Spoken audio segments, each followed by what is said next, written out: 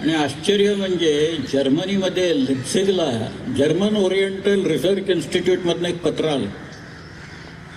ते म्हणाले आमच्याकडं कॅटलॉग्स आहेत, संस्कृत ग्रंथांचे कॅटलॉग्स आहेत, मॅन्युस्क्रिप्टचे कॅटलॉग्स आहेत.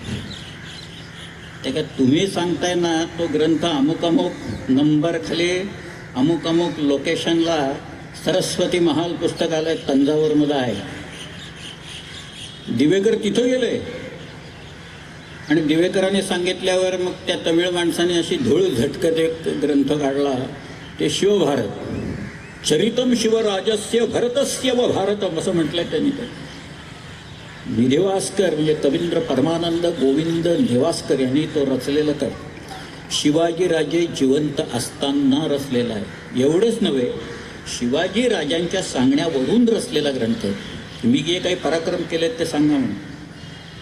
त्याच्यात त्यांनी शिवाजी महाराजांचं एक बालपण दिलंय शिवनेरीचं. मी आता सगळं सांगत नाही, पण त्यातला जो मुद्दा आहे तो सांगतो की छोटे शिवाजीराजे तिथं असताना त्यांचे खेळ काय चालायचे ते त्यांनी दिलेत ते परमानंदांनी. त्यातले एक खेळ असा होता की शिवाजीराजे आपल्या सवंगड्यांना घ्यायचे, नावं नाही आहेत सवंगड्यांची, पण ते आपल्या बरोबर घेऊन तिथं दगडामातीचे छोटे छोटे किल्ले बांधायचे आणि ते म्हणायचे हे गड आहेत ना हे माझे आहेत. तर लिहिले परमानंद.